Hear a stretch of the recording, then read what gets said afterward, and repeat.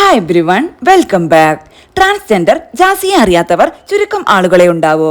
ജാസിയുടെ കഴിഞ്ഞ ദിവസം നടന്ന അഭിമുഖത്തിൽ പറഞ്ഞ ചില കാര്യങ്ങൾ ഇപ്പോൾ ട്രെൻഡിങ് ആണ്. നമുക്ക് കിട്ടാവുന്നിടത്തോളം ട്രോളുകളും പരിഹാസങ്ങളും കിട്ടിക്കഴിഞ്ഞു. എക്സ്ട്രീമായും കിട്ടാനുണ്ടോ എന്ന് ചോദിച്ചാൽ ഇനിയില്ല. എന്തൊക്കെയായാലും നമ്മളെ ലൈഫിൽ ഹാപ്പി ആയിട്ട് പോകുക. ട്രോളുകൾ അവരുടെ വഴിക്ക് പോട്ടെ. ഇടയിലൂടെ നമ്മളങ്ങ് ഫേമസ് ആവുകയും ചെയ്യും. മറ്റുള്ളവരെ ഇന്റർവ്യൂവിന് വിളിച്ചിട്ട് എന്നെ കുറിച്ചൊക്കെയാണ് അവരോട് ചോദിക്കുന്നേ. ഞാൻ എന്ത് മെസ്സേജാണ് സമൂഹത്തിന് കൊടുക്കുന്നത് എന്നൊക്കെ ചോദിച്ച് ഞാൻ എന്റെ പാർട്ട്ണറുടെ ലൈഫാണ് കൊടുക്കുന്നേ, സന്തോഷങ്ങളും. ജാസിയുടെ ഭാഗത്ത് നിന്ന് ചിന്തിക്കുമ്പോൾ ജാസി സമൂഹത്തിന് എന്ത് മെസ്സേജാണ് കൊടുത്തത് എന്ന ചോദ്യത്തിന് ഞാൻ ഒരാളെ ആത്മാർത്ഥമായി മനസ്സറിഞ്ഞ് സ്നേഹിക്കുന്ന ഒരു വ്യക്തിയാണ്.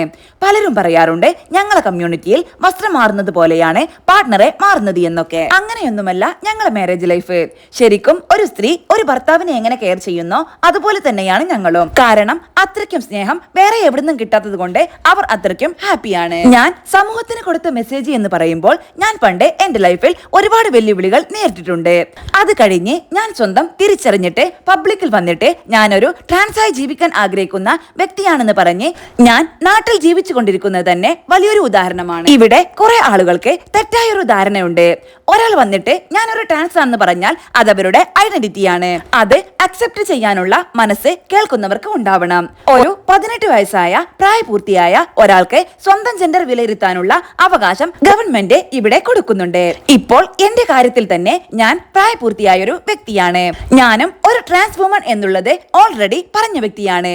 ആളുകൾക്കൊരു തെറ്റിദ്ധാരണയുണ്ട്, ജാസി എങ്ങനെ ട്രാൻസ് വുമൺ ആവും? സർജറി കഴിച്ചിട്ടുണ്ടോ?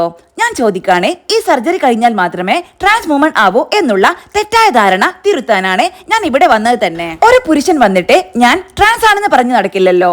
കാരണം അവർ മുഴുവനും പുരുഷനാണ്. ഇത് എല്ലാവരുടെയും ലോകമാണ്. ആണുങ്ങൾ പെണ്ണുങ്ങൾ ഇവർക്ക് മാത്രമേ ഇവിടെ ജീവിക്കാൻ പാടുള്ളൂ എന്നൊന്നുമില്ല. ജാസിക്ക് ഏതു പ്രായത്തിലാണ് ഞാൻ ആൺകുട്ടിയല്ല പെണ്ണായി ജീവിക്കണം എന്ന് തോന്നിയത്? എനിക്ക് ചെറുപ്പത്തിലെ അറിയാമായിരുന്നു. കൂടുതലും പെൺകുട്ടികളുടെ കൂടെയായിരിക്കും കളിക്കാറ്. സ്കൂളിൽ പോകുന്നതും ഫ്രണ്ട്സുമൊക്കെ പെൺകുട്ടികളോട് കൂട്ടുകൂടാനാണ് എനിക്കിഷ്ടം. അതൊക്കെ ചെറുപ്പം മുതലേ അറിയാം. എന്നെ മുന്നേ അറിയുന്നവർക്കറിയാം ജാസി എങ്ങനെയായിരുന്നു എന്നുള്ളത്. ഞാൻ ഇത്രയും ലോങ് ഗ്യാപ്പ് എടുത്തത് ചിലർക്ക് ഡൗട്ട് ഉണ്ടാവും. എല്ലാവരുടെ വീട്ടിലെയും സാഹചര്യം ഒരുപോലെ ആയിരിക്കില്ലല്ലോ. എന്റെ വീട്ടിലും സാഹചര്യം മോശമായിരുന്നു. എനിക്ക് 2 ചേച്ചിമാരുണ്ട്. അവരുടെ ലൈഫ് നോക്കണം. ഇപ്പോഴാണ് ഞാൻ സ്റ്റേബിൾ ആയത്.